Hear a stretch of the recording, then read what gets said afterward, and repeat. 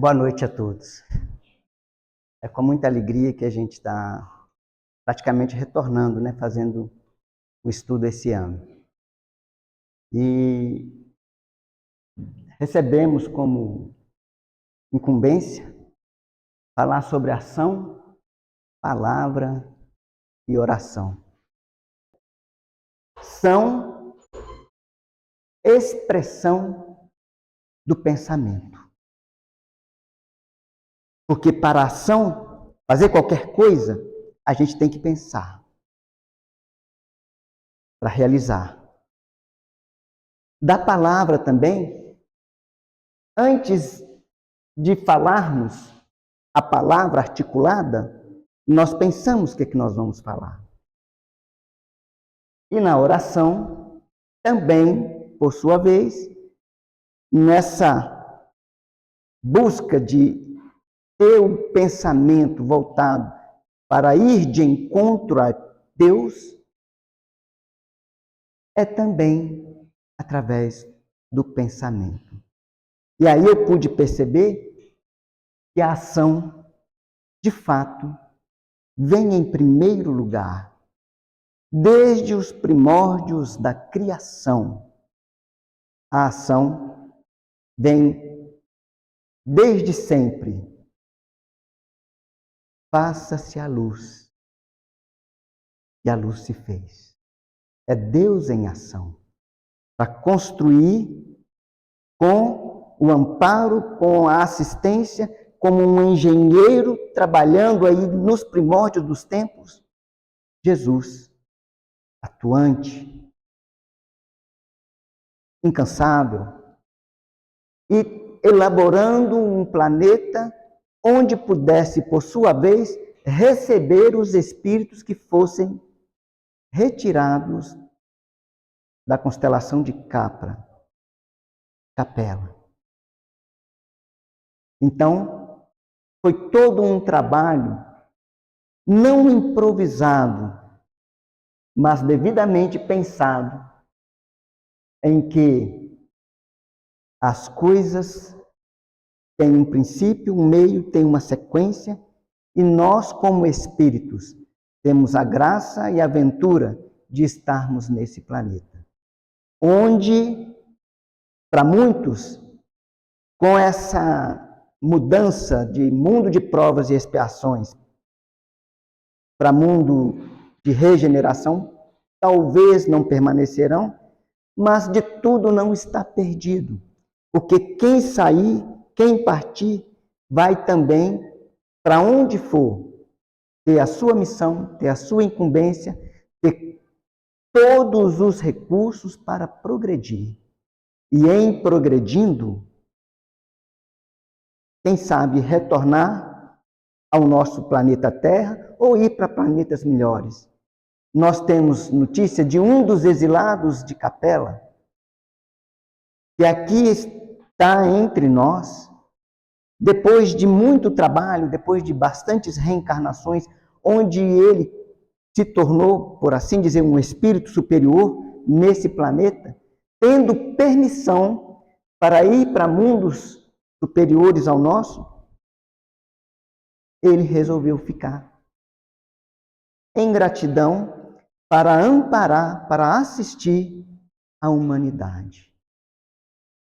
É por isso que, para Bezerra de Menezes, ter vindo para a Terra não foi maldição, foi bênção. E se então, para nós outros que não permanecermos aqui, porventura, irmos para outro mundo, também podemos encarar dessa maneira, como oportunidade de crescimento, como oportunidade de nos tornarmos espíritos melhores. Então, vejamos aqui o que a ação trouxe para nós, dentro das reflexões que nós podemos trabalhar. Ação, do latim, actio, actionis, movimento. E todo movimento, pela física, gera uma força. Toda força gera trabalho. e todo trabalho cria. Então podemos perceber por aí que tudo vibra no universo. Que a matéria, aparentemente aos nossos olhos, como sendo sólida, há ali os elementos em movimento, atuante, para manter ali a coagulação do fluido cósmico de tal maneira que ela se aparenta aos nossos olhos como algo rígido, como algo sólido. Mas as moléculas, os elementos, estão ali vibrando, ainda que de maneira bem lenta. Então, no movimento, lembrando ainda a física, a terceira lei de Newton nos fala que toda ação tem uma reação igual e contrária. E nessa reação é que nós vemos as coisas acontecerem. Nessa lei, se dois patinadores estiver diante um do outro e empurrar, os dois vão se afastar com a mesma velocidade, dependendo da força que eles impelirem. De igual maneira, pela força da gravidade, quando nós colocamos um peso de 20 quilos numa balança,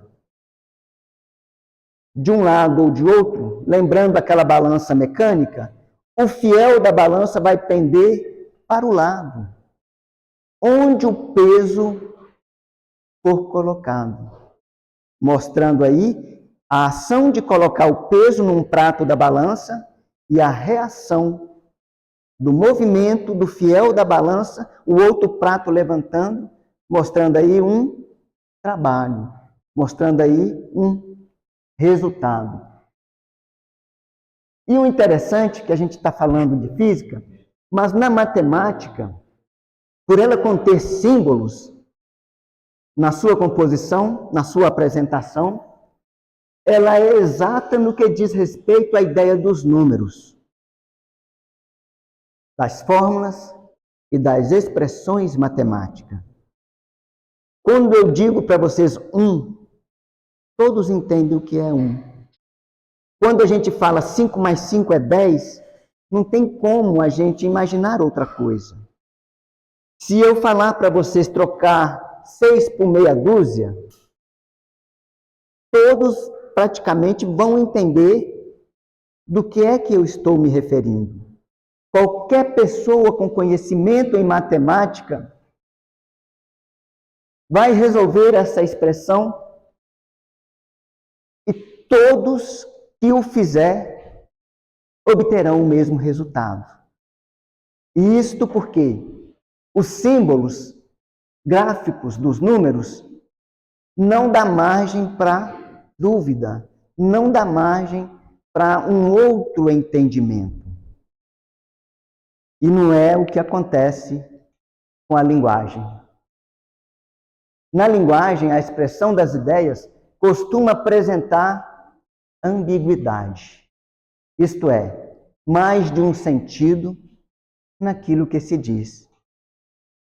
Dá para entender isso aí, gente? Alguém gostaria de ler essa frase? Sim? Quanto vale basta. Muito bem. E aí? Deu para entender o que se passa com essa frase?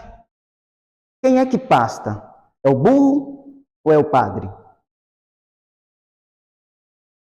Mas a frase é: enquanto o padre pasta, o burro reza. E aí? Não tem vírgula. Eu coloquei com um ponto no final. Quem é que pasta? Exatamente, mas eu deixei sem a vírgula. Pode não ser o que a gente. Exatamente. E onde que vai a vírgula ali?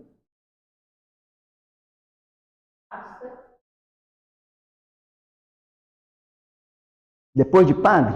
Então vamos dizer, enquanto o padre pasta o burro, reza.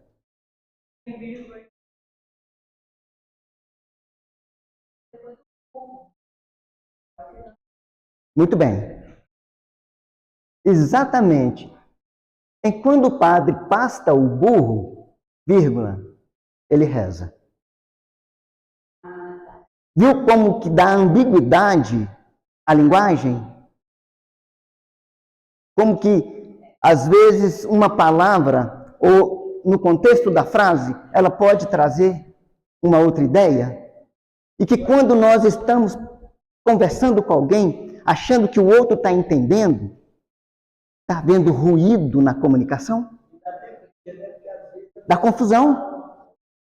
E a matemática é diferente. 2 mais 2, 4. Exatamente. A gente tem que ver a matemática. Agora, o português... Tem gente que acha que é 22. Vocês querem ver uma outra questão dentro disso aqui? Pasta. O que é pasta?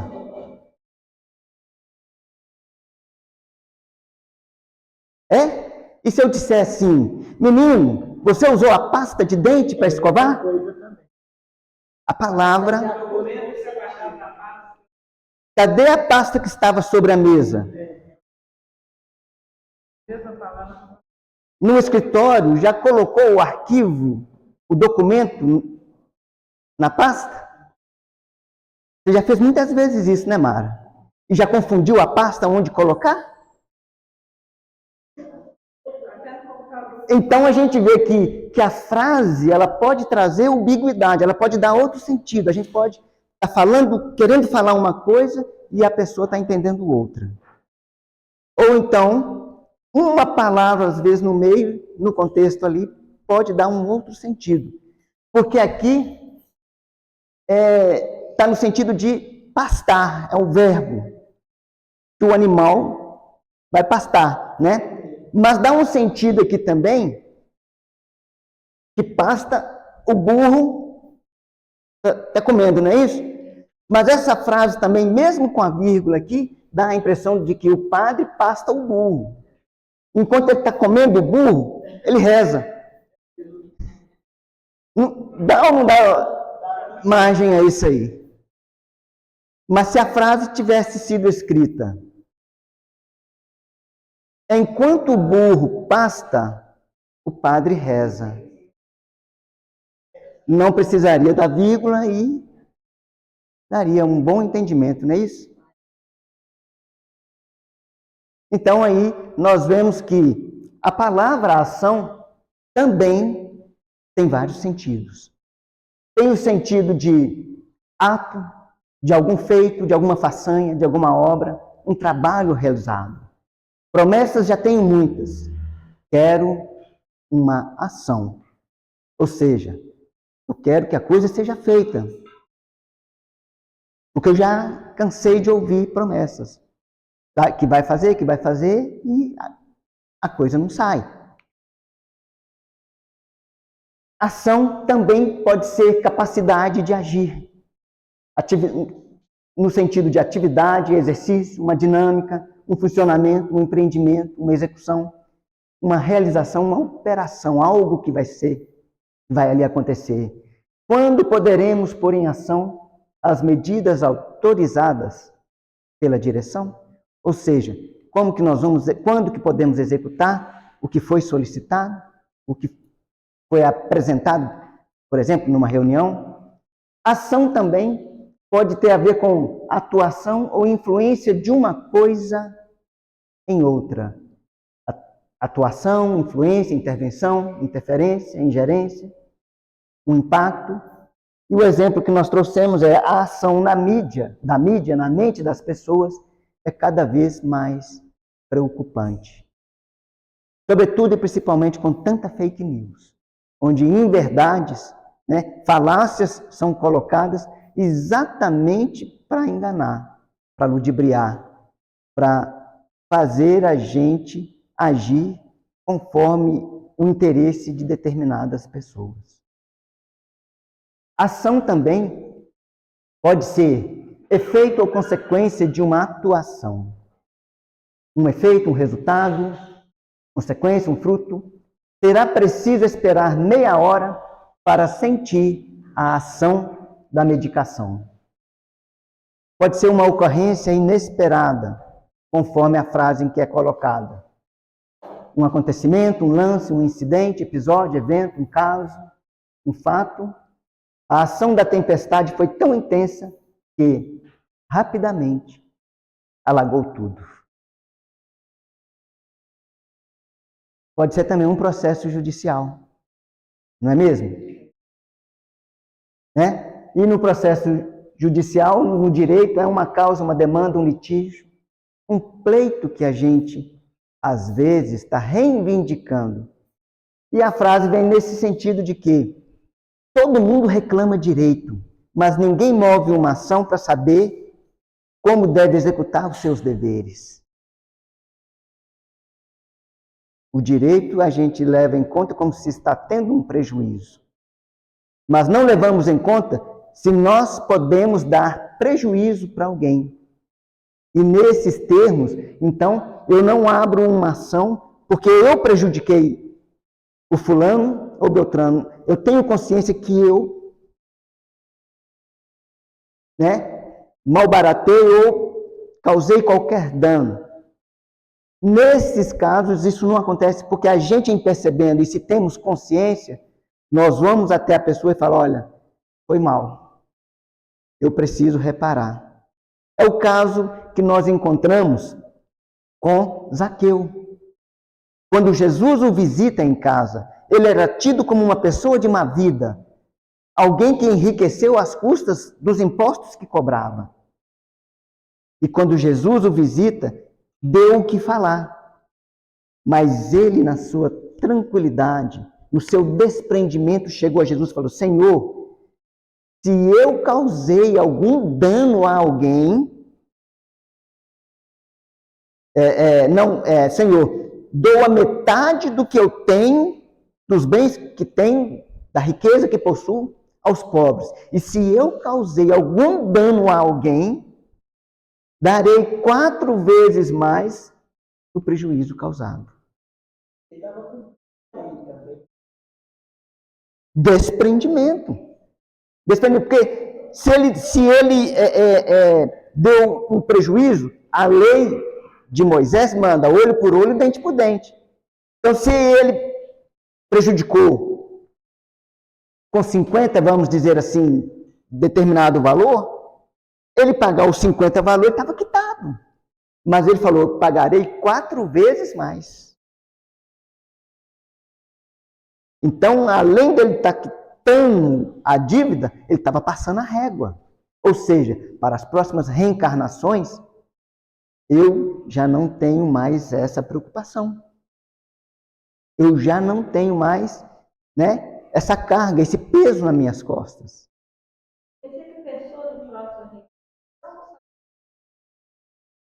Não. Ali ele estava mostrando desprendimento, que ele já tinha esse desprendimento. Ele percebeu o quê? Que a riqueza que ele conseguiu angariar, já era o suficiente. E que ele poderia viver sem ela, ou sem parte dela. Detalhe, ele não fala que ele vai vender tudo, entregar tudo, e passar para os pobres e ficar sem nada, não. Porque se ele fica sem nada, ele passa a ser um necessitado. Então, ele faz a coisa dentro do equilíbrio, dentro do entendimento dele de que eu tenho muito. Se eu der metade para os pobres, que não tem nada, e que está com os outros que eu acabei usurpando, eu ainda vou ter uma sobra que dá para mim viver e viver muito bem. É o que os Espíritos nos falam no Livro dos Espíritos. Que para a gente ser feliz, para que a gente tenha paz, basta a gente fazer uso do necessário. O que atrapalha, o que prejudica, são os excessos. A minha avó costumava dizer para a gente que tudo demais é sobra.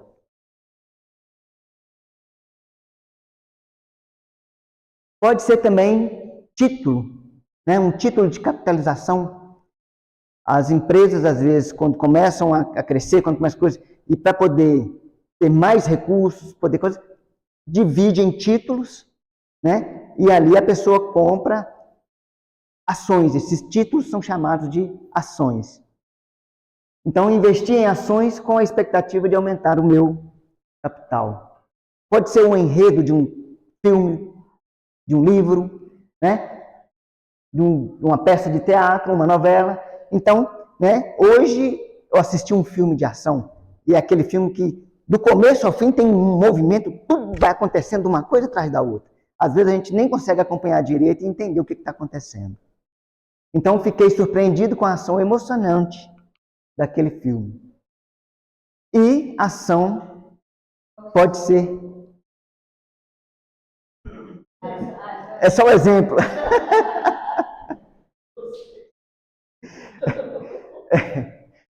Mas pode ser um modo de proceder. Um comportamento, uma atitude, um procedimento, conduta, prática, desempenho, maneiras, modos, né? Ou seja, o que nós fazemos ou deixamos de fazer.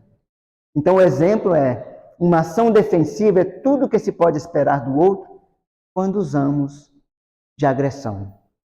Qualquer pessoa que chega para nós com o braço, o punho e ameaçador, a primeira coisa que a gente vai fazer é o quê? É nos defender.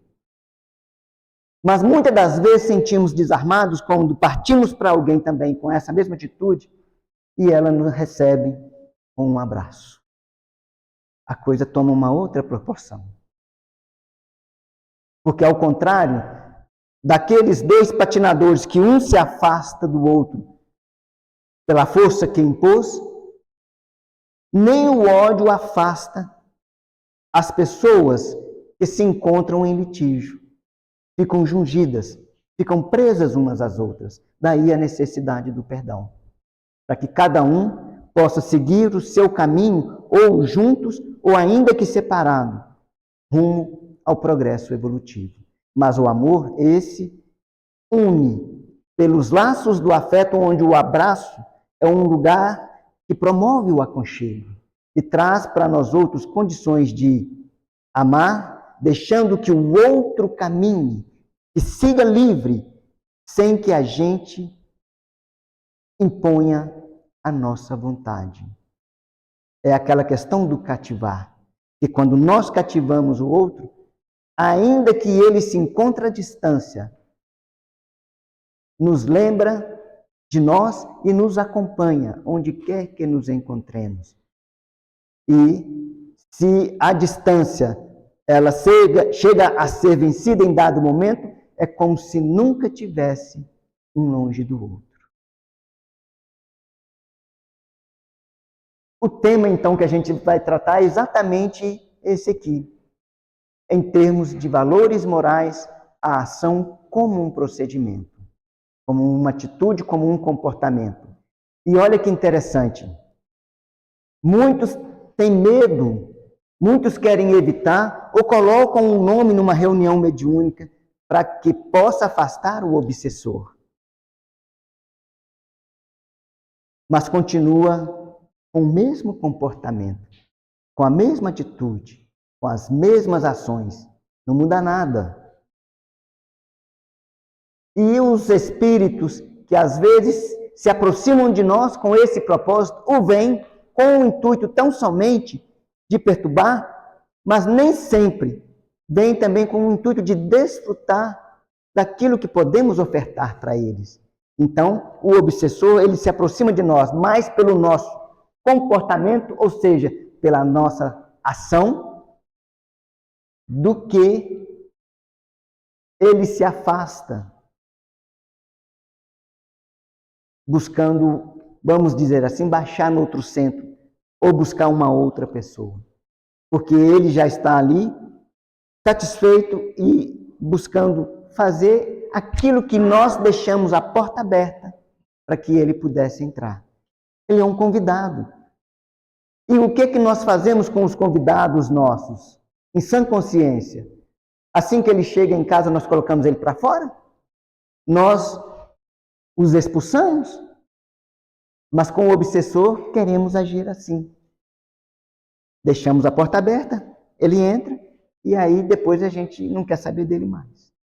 Então, Allan Kardec nos ensina que se nós queremos ação, porque não adianta somente a prece, porque muitas pessoas, para não estar no meio do outro e não se contaminar, foram para mosteiro, ficaram só fazendo as preces ali e não fizeram mais nada. Ou seja, deixaram de fazer o bem. Então, o que Allan Kardec recomenda com relação aos obsessores, se quer ficar livre deles, trabalhe no bem. É a fórmula melhor para se resolver essa questão. Isto porque o trabalho no bem, nós vamos ver mais no final, é uma oração. Então, neném, quantos de nós fazemos prece maquinalmente? Da boca para fora. E isso não resolve. Então, no que tange a comportamento, no sentido que a gente vai estar olhando, né, a nossa maneira de ser e de agir perante a vida é de fundamental importância para o progresso moral e intelectual nosso e daqueles que nos rodeiam. Para o progresso não apenas nosso, mas também daqueles que nos rodeiam. Nós não temos como, às vezes, fazer com que o nosso filho, o nosso amigo, o nosso parente, algum conhecido, aquele a quem temos afeição, mude a vida dele, nos atendendo com relação a você está caminhando a passos largos para a dor, para o sofrimento, para a dificuldade, deixando-se arrastar pelos vícios. Já ouvimos muitas vezes um ou outro dizer, se eu pudesse, eu abria a cabeça dela e colocava lá dentro. Não tem como. Mas nós podemos sim, mudando a nossa atitude, mudando o nosso comportamento. E em fazendo isso, nós conseguimos que o outro também, que nos policia, estamos rodeados por uma nuvem de testemunhas, principalmente aquele que está ao nosso lado, vê o que nós estamos fazendo. Então, é através das nossas ações que fazemos as coisas acontecerem ou não. Sem elas, a evolução se arrasta ao longo dos séculos. Por isso que a gente vê lá, ajuda-te, que o céu te ajudará. Nós temos que fazer a nossa parte. Não podemos e nem devemos esperar de mãos beijadas que Deus nos ampare, que Deus nos assista. Porque quando o homem não quer, nem Deus pode ajudar. Porque ele respeita a nossa liberdade de escolha. Então, nós precisamos fazer a nossa parte. É como se fosse uma sociedade. Deus coloca todas as condições, todos os recursos em nossas mãos.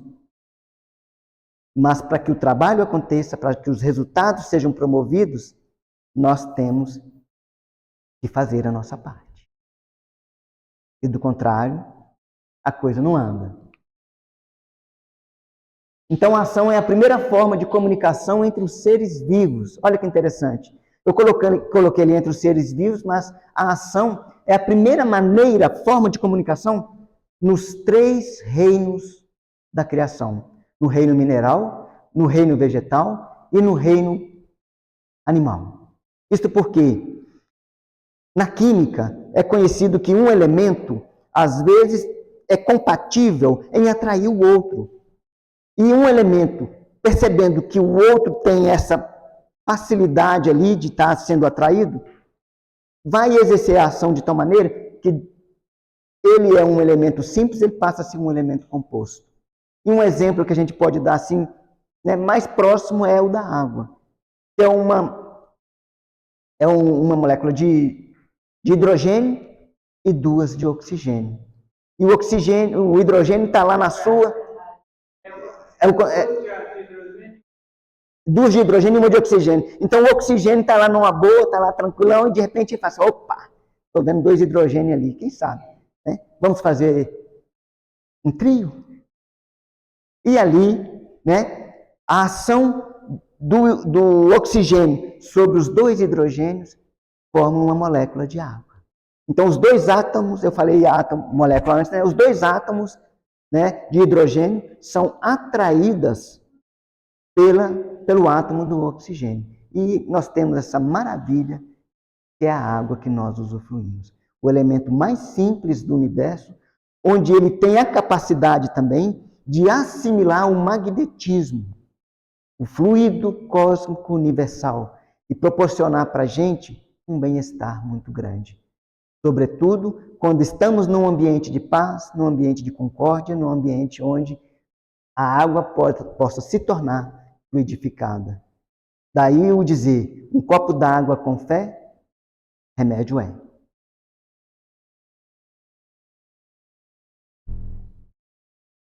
Então, em torno das ações podemos tanto ensinar como aprender.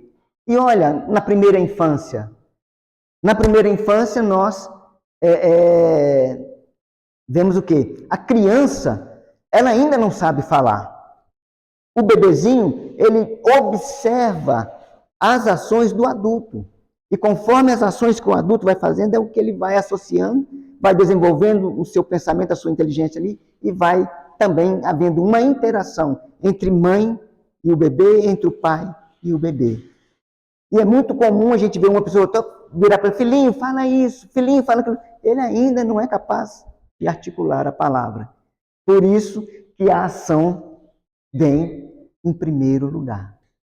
E não adianta da nossa parte a gente também querer, né, passar para uma outra pessoa algum conhecimento, algum ensinamento, se a gente tem atitude contrária àquilo que queremos passar.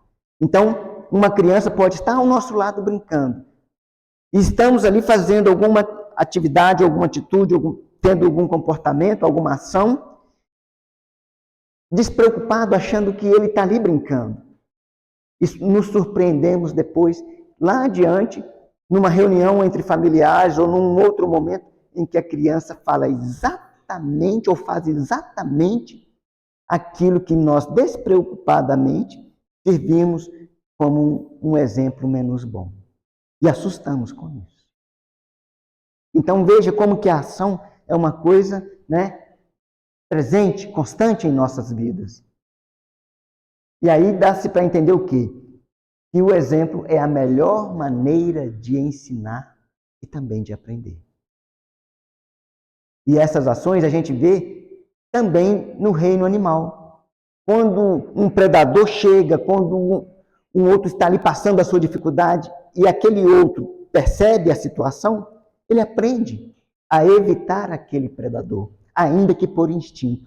A ação do outro faz com que ele fique fora da condição daquele predador o alcançar. Então a gente vê que as ações no mundo animal também acontecem com muita frequência e é um aprendizado. A ação para a hora do momento do acasalamento, quantos e quantos têm que coachar alto e bom som para que a parceira possa ouvir e se aproximar. Nos insetos, quanto que os grilos não têm que movimentar, ter aquela ação de movimentar a sua perna para fazer o seu grilar, para atrair a companheira. E aí, se a gente for olhar no reino animal, são várias as situações. Porque se o grilo ou qualquer um ou outro ficar quieto no seu canto, ele não vai ter como dar continuidade à sua prole. Então, a gente vê assim que a ação, né, ela está aí o tempo todo chamando. Ela é um poderoso meio de comunicação. Há 200 milhões de anos atrás, nossos ancestrais hominídeos, como o Homo habilis e o Homo erectus, já possuíam algum grau de comunicação. Eles se comunicavam, por assim dizer, por gestos, por expressões faciais e grunhidos. E isso tem desempenhado um papel muito importante. Tais ações têm a ver, nos dias de hoje, com a nossa expressão corporal. E é interessante, né? Quando a gente está irritado e que o outro percebe que estamos nervosos, fala para nós assim, você está irritado. E eu digo, não, eu não estou irritado, não. Porque eu quero passar para ele que não, e altero o meu tom de voz e o meu próprio organismo, com os olhos catalados e tudo, digo para ele, você está irritado? E eu, sim, muito embora, pela expressão da fala, eu quero passar para ele que não, eu não estou irritado. Eu tento até controlar, colocar uma certa tranquilidade no que eu estou falando. Mas a expressão que nós aprendemos lá atrás, nós ainda conhecemos. Nós ainda percebemos. Daí a importância também da gente estar conversando olho no olho, tete a tete, estar ali do lado, porque nós vamos perceber bem de perto as impressões que a pessoa vai estar passando. E a pessoa também vai perceber as impressões que nós estamos passando. O celular é um meio de comunicação que faz com que a gente tenha muitos seguidores, mas nós não conhecemos de perto as impressões daqueles seguidores. E na hora de um infortúnio, na hora de um momento difícil, na hora de uma situação complicada, nós não vemos um deles, às vezes, para estar ali ao nosso lado. Então, a comunicação ela teve um progresso, né? Das expressões faciais e corporais, elas progrediram para os sinais. Dos sinais surgiram os desenhos e destes os símbolos. A criação dos símbolos, né, trouxe o pictograma ou o pictógrafo, um símbolo que representa um objeto, um conceito, por meio de figuras, de desenhos figurativos. A pictografia é uma forma de escrita. E aqui nós vemos uma pictografia dos hebreus, onde eles conhecem muito bem que esse símbolo aqui é um cabeçal pessoal primeiro, né? O outro é aquele símbolo, aqui é uma água, né? A água trazendo ali o caos. Então, coisa que a gente, para estudar hoje, nos dias de hoje, a gente tem que entranhar nesse meio.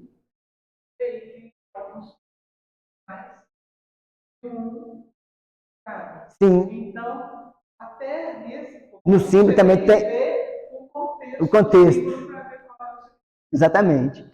E aí a gente vê que a comunicação, então, as ações, né, os gestos, os símbolos, tudo, trouxe também a ideia de um ideograma. Então, ali nós temos um ideograma da sabedoria, né? E ele é utilizado para representar um objeto ou uma ideia, um conceito abstrato. E o progresso que a humanidade foi desenvolvendo trouxe também a escrita, isto é, a escrita e essas escritas aqui, a cuneiforme e os hieróglifos, elas não têm um contexto, não têm uma associação com o som, com a fala. Passa ali tão somente uma ideia. Então, os grunhidos evoluíram para a protolinguagem. Protolinguagem pode-se dizer que era a primeira língua mãe. Lá no Antigo Testamento, a gente vê falar da Babilônia, a gente vê falar lá daquele caos que quiseram construir uma grande construção, um grande edifício. Todos falavam a mesma língua e depois, na hora que começaram a construir para alcançar o céu, cada um saiu falando de uma forma, não é isso? E na ciência mostra o quê? Que a linguagem ela teve uma origem numa região da África e à medida que foi se afastando, foram criando outras línguas. Mas muitas palavras, muitas fonemas, muitas coisas, têm a mesma raiz de uma língua para outra quando falada. Então, na linguagem falada, os sons foram distinguidos por fonemas distintos.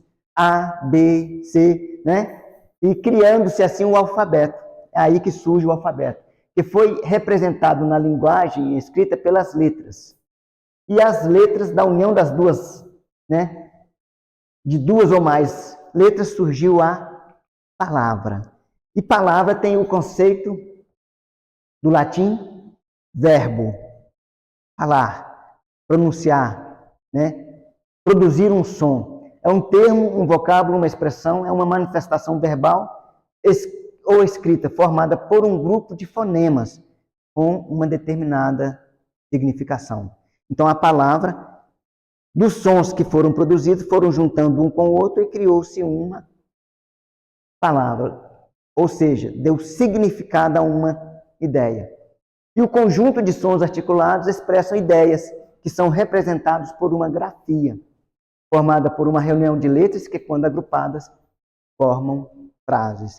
Então, do simples vai-se para o complexo. Começa com um fonema, cria-se uma grafia para aquilo ali, a palavra surge, mas o conjunto, o grupo de palavras formam uma frase. E aí nós vamos ver várias frases aí, né, aliás, o significado que palavra pode ter. Faculdade de falar, de se expressar, de dar uma opinião, aptidão de oratória, o direito ou a vez para falar em assembleias, né, peço a palavra ao presidente. Então, está dentro desse contexto aí. O compromisso de alguém na medida em que dá a sua honra e a sua promessa ou a sua oferta. Palavra de rei, não volta atrás. Né? Naquele tempo em que a pessoa tirava um fio do bigode, dava a sua palavra e estava feito ali um contrato. Então, aqui à frente nós vamos ver algumas... e em religião, palavra, quando está com um P maiúsculo, significa doutrina. Então, um conjunto coerente de ideias fundamentais a serem transmitidas e ensinadas, né? Que pode significar a palavra. E pode ser um conjunto das ideias básicas contidas num sistema filosófico, político, religioso e econômico. E daí é que a gente vê Jesus usando o sentido de palavra assim. E aquele que ouve a minha palavra, ou seja, o que eu estou ensinando e não pratica, e não exerce, é comparado àquele que constrói a sua casa na areia, e vem a chuva, e vem... Não é isso? Então vamos adiante. A palavra, quando ela é enunciada, ela se torna uma frase, que pode ser constituída por uma palavra apenas, a frase, né? Ou por mais de uma. Aquela criança tem muitos brinquedos. Obrigada. É uma frase. E a gente vê várias frases que dão uma ênfase para a palavra. Eu disse a primeira, palavra de rei não volta atrás. Medir ou pesar as palavras. Tem aí, fulano chega para mim com meias palavras, ou seja, não conversa como deve ser, e por aí vai.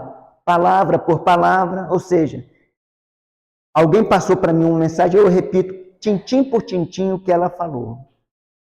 Então Jesus, quando ele traduz para os apóstolos a parábola do semeador, ele faz então aquela comparação de que a semente é a palavra.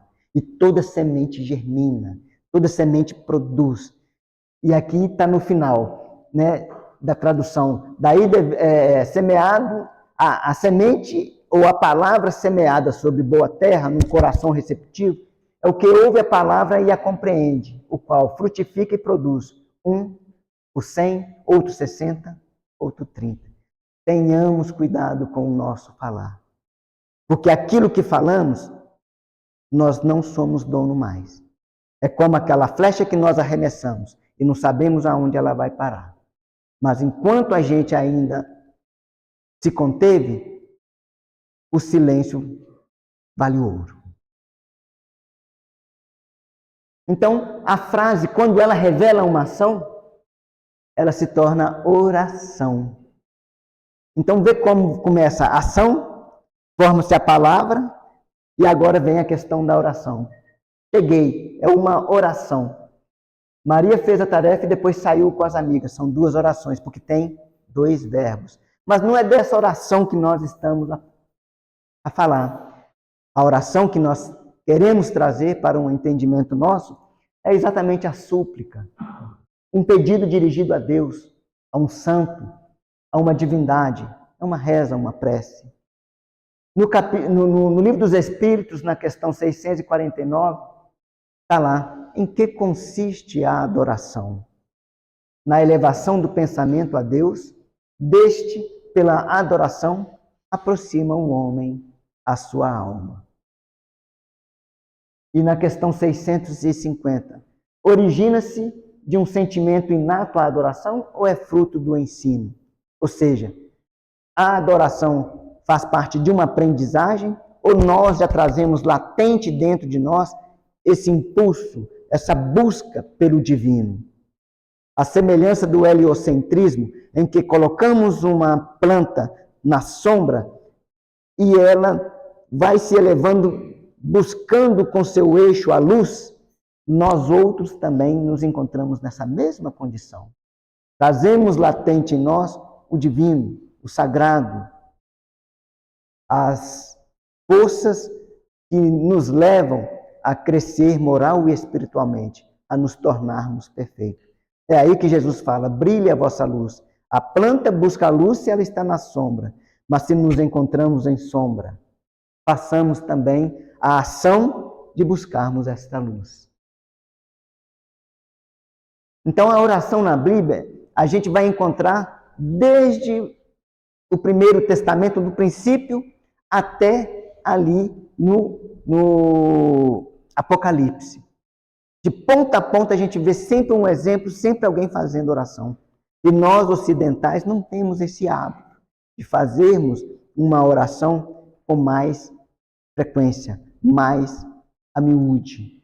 Nós, muitas das vezes, costumamos orar quando estamos no sufoco, quando estamos num aperto, quando aparece para nós alguma adversidade, e aí a gente não sabe o que fazer, ai meu Deus, e quer fazer a oração, uma oração que não sai do lugar, neném, porque a gente não consegue coordenar as ideias. Ou então, acostumados lá atrás com as divindades, né, com experiências que nós vivemos lá atrás, onde os espíritos se manifestavam como se fossem deuses, e com eles nós fazíamos barganha, nós fazíamos negócio. Acostumados com isso, achamos que com o Deus único, com o Criador, podemos também negociar com Ele. E há quem, nas suas orações, falam muito ou chegam até gritar, achando que gritando será ouvido melhor. Então, lemos como o Senhor começou a ser invocado na descendência de Sete. Sete é o terceiro filho de Adão. Caim matou Abel e depois Adão e Eva tiveram um terceiro filho chamado Sete. E é aí que vem a descendência que chega até Abraão, de Abraão Jacó, de Jacó Isaac e a prole toda formando as 12 tribos de Judá. Então, a oração na Bíblia tem um padrão. Ele segue por toda a narrativa bíblica até o seu último livro, né? Onde lemos sobre como a oração dos santos sobe como um incenso diante do trono de Deus. Então, o último livro é o Apocalipse. E lá mostra para a gente uma postura de orar. E nós vamos perceber o quê? Que não existe hoje nós entendemos com a doutrina espírita, que não existe um regulamento acerca de uma postura física específica que deve ser adotada na oração. Mas nos tempos bíblicos, na maioria das vezes, as orações eram feitas de pé. E de maneira incansável. Às vezes, horas a fio, a pessoa ficava ali em oração. Mas em certas ocasiões, as pessoas também oravam ajoelhadas, prostradas, com as mãos estendidas ou levantadas. E os tipos de oração, né, que nós vamos ver, que mostra lá no penúltimo capítulo de O Evangelho segundo o Espiritismo. Traz para nós que a oração pode ser de louvor e adoração, de ação de graça, de súplica e de intercessão, de confissão e contrição pelo pecado. A oração do Pai Nosso, por exemplo, reúne adoração, petição e confissão. Jesus engloba tudo ali, sucintamente, colocando que ele está adorando a Deus, Pai Nosso que estás no céu, ele está pedindo pão de cada dia que não falte e confessa, Senhor, perdoai os meus pecados. assim como eu também perdoo aquele que para comigo cometeu algum equívoco, algum engano, algum erro. E nós podemos orar a sós ou em comum, em grupos, né? A oração em grupo, se todos têm o mesmo propósito, se todos têm o mesmo objetivo, se todos estão ali coesos, a semelhança de uma orquestra, onde tem um regente pronunciando a oração, ela é de uma eficácia extraordinária, porque a união faz a força. Mas também, por sua vez, nós no recolhimento, nós no nosso silêncio, podemos conseguir êxito nessa conversa com Deus.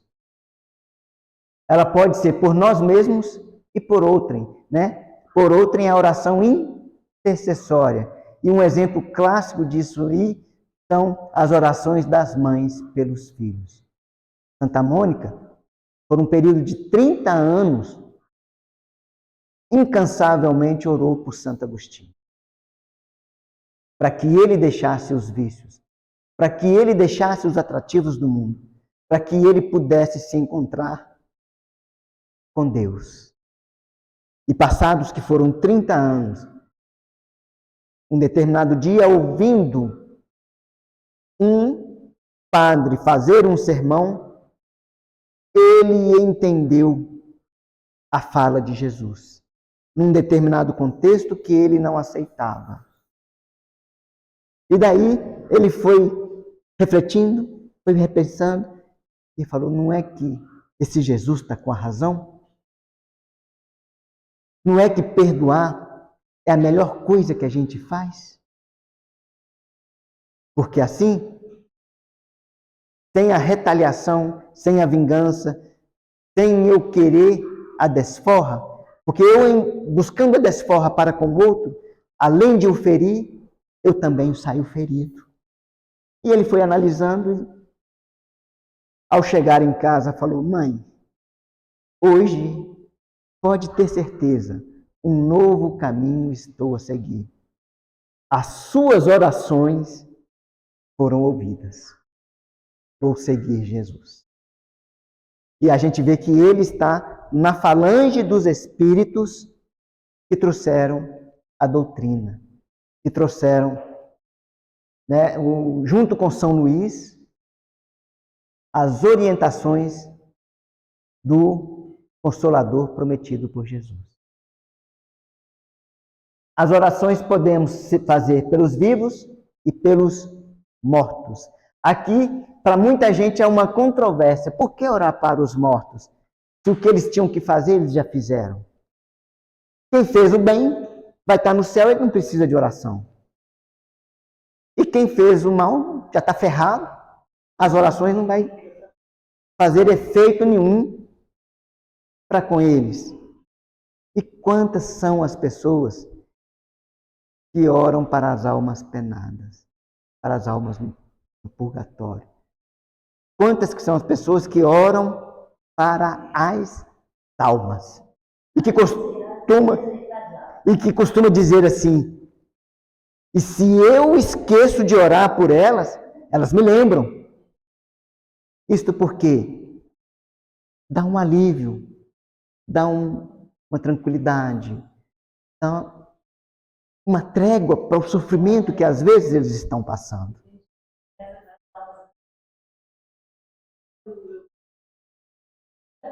Sim, exatamente. Então a gente vê o quê? É um costume que a gente tem, mas é uma coisa que realmente acontece e existe.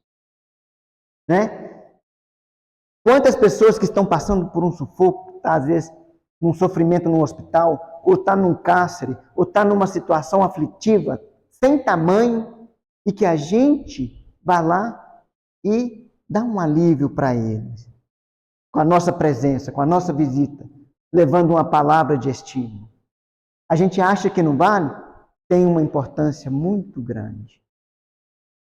Porque o peso que nós aliviamos do outro, num determinado momento, pequeno que seja, dá condições para que ele recomponha a força e continue o seu trabalho logo adiante. Aquele momento que o Cirineu foi pego à força, quando Jesus já estava com o peso da cruz, já não aguentando, que pôs no ombro do sirineu e ele caminhou mais um pouco, depois Jesus deu conta de levar o restante. Eu costumo dizer que a alegria compartilhada é alegria dobrada. E todos querem participar da alegria, porque ela é contagiante. Mas que também a dor compartilhada é dor fracionada, a tal ponto que quando nós compartilhamos com alguém e alguém está disposto a nos ouvir, no simples falar nós aliviamos. Há uma catarse.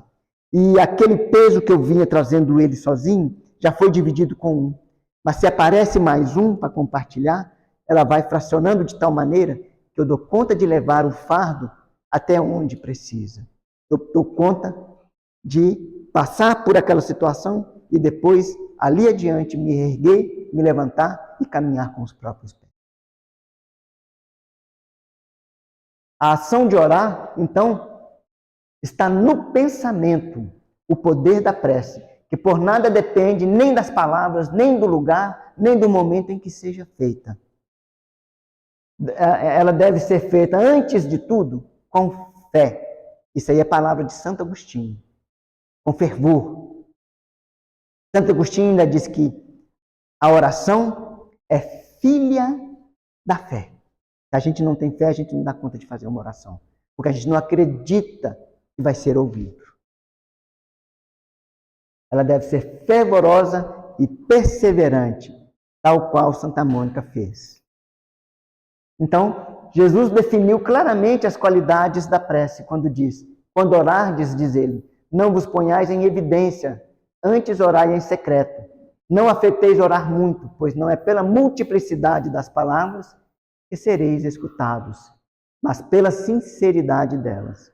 Antes de orardes, se tiverdes qualquer coisa contra alguém, perdoai-lhe, visto que a prece não pode ser agradável a Deus se não parte de um coração purificado de todo sentimento contrário à caridade. Isso é fala de Allan Kardec.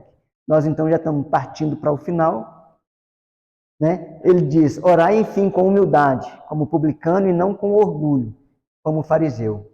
Examinai os vossos defeitos, não as vossas qualidades. E se vos comparardes aos outros, procurai o que há de mal em vós. Então, aí, né, neném, foi o que eu comentei com você no início. A gente precisa aprender a orar em ação. Oração. Orar em ação. Pode-se, portanto, orar em toda parte e a qualquer hora, a sós ou em comum. A influência do lugar ou do tempo só se faz sentir nas circunstâncias que favoreçam o recolhimento. O dever primordial de toda criatura humana, o primeiro ato que deve assinalar a sua volta à vida ativa de cada dia é a prece. Então, quando nós abrimos os olhos depois de uma noite de sono, aquele primeiro momento, o Espírito, nesse capítulo que é o Busca e Acharás,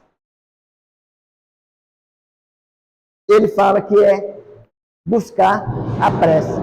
Então, orar em ação, devemos orar incessantemente, sem que para isso se faça mistério, né? Você conhece? É o Espírito aqui, Demonode, no capítulo 27, item 22.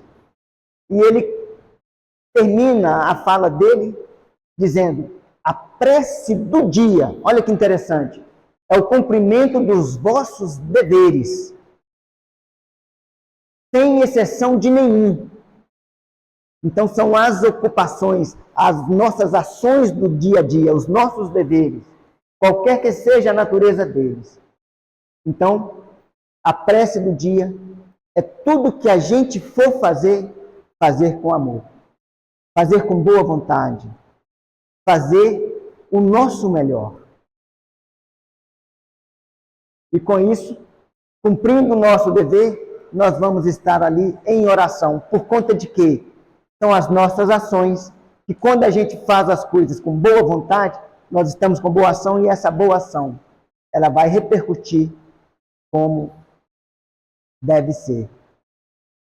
Então, nós terminamos aqui, conforme nós começamos. achamos que ação, palavra e oração não tinha uma conexão com o outro, mas todas estão relacionadas com o pensamento. A ação e a palavra faz parte da nossa comunicação com as pessoas que estão em torno de nós. Faz parte de um entendimento entre os encarnados, entre si, né? E a palavra é o meio de nós nos entendermos. E a oração é a nossa comunhão com Deus. A ação tem a ver com a lei de trabalho, a oração com a lei de adoração. E a palavra é a maneira, né? É o ensinamento que Jesus deixou, que a palavra ali a gente colocou como, eu ia colocar como maiúscula, não coloquei, né? Quer dizer doutrina, ensinamento. A palavra consiste no evangelho que devemos abrigar no nosso coração para, nesse contexto, exprimir o nosso pensamento, né? Pois utilizamos como meio de comunicação para com os homens e para com Deus. Seja o que for que nós peçamos em prece, acreditemos que obteremos, e concedido vos será o que pedirdes. Jesus. Jesus, ele baseou nessas 3 palavras. Ele agiu, não escreveu nada. Exatamente. Né? Jesus usou palavra, ação, e ele orava muito quando ele estava ele orou muito. Várias vezes Jesus, quando ele sentia necessidade, ele orava. Exatamente. E aí nós vamos ver Jesus servindo, ensinando, acolhendo, amparando, assistindo, curando. Olha só, tudo no gerúndio. Ação. Jesus o tempo todo em ação. Lembra daquele filme que você me perguntou? Qual filme que você assistiu? Ione. Lembra da hora que você perguntou qual filme que você assistiu? Cheio de ação? Jesus. Porque o tempo todo Jesus está fazendo alguma coisa. E depois ele está... E ele primeiro, ele fazia. Para depois ele ensinar a palavra, a doutrina.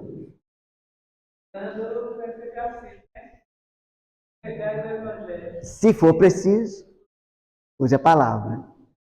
E, né, no final, todo final do dia, Jesus se recolhia em oração. E ao amanhecer, ele também iniciava o seu dia com a oração. Aqui na casa, a gente recomenda, né, o evangelho no lar, uma vez por semana. Gente, a oração diária é uma coisa extraordinária na vida da gente. Eu agradeço a paciência de todos, extrapolei ali uns minutos, mas da mesma forma que a chuva, às vezes, fez com que vocês chegassem um pouco mais tarde, né, ela também me ajudou a concluir, terminando uns minutos mais tarde. Muita paz com todos. E bastante ação, palavra e oração na vida de vocês.